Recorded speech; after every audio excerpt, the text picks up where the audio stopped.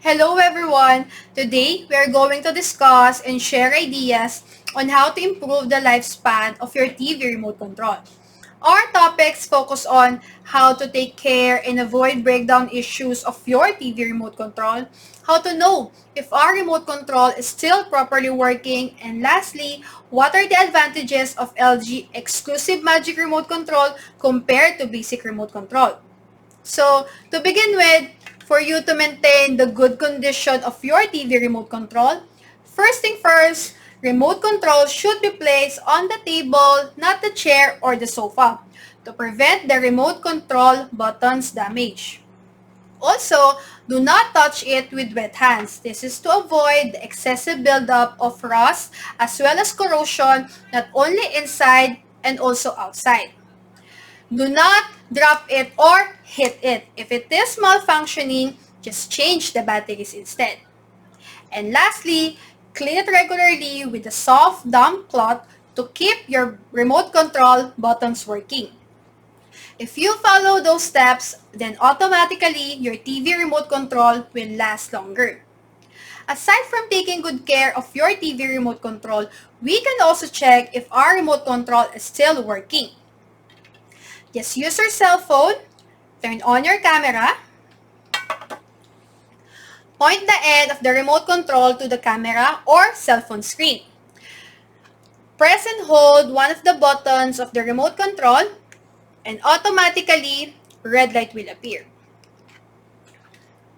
Since we already know the difference between how to take care of your TV remote control, let me explain to you the two kinds of remote control. The basic remote control and then the LG exclusive Magic Remote Control. The difference between the basic and the LG exclusive Magic Remote Control is the design, the structure, the additional hotkey buttons, info, and menu settings. Basic remote control is commonly used for volume up, volume down, as well as channel controls. However, in LG Magic Remote Control, not only controlling your TV, it can give you the desired content you choose. But how does LG Magic Remote works? To utilize the Magic Remote, you need to pair and register to your LG TV. First, turn on your TV and make sure the LG Magic Remote Control is working. Press and hold middle scroll button. Wait for 5 to 10 seconds. And on top of the right side of the TV, you will see the alert box that indicates Magic Remote registered successfully.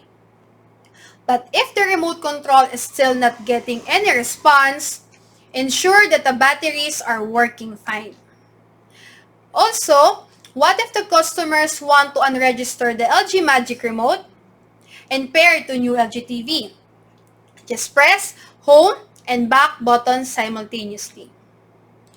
Aside from registering your LG Magic Remote, you can also change the size, the speed, as well as design of the cursor.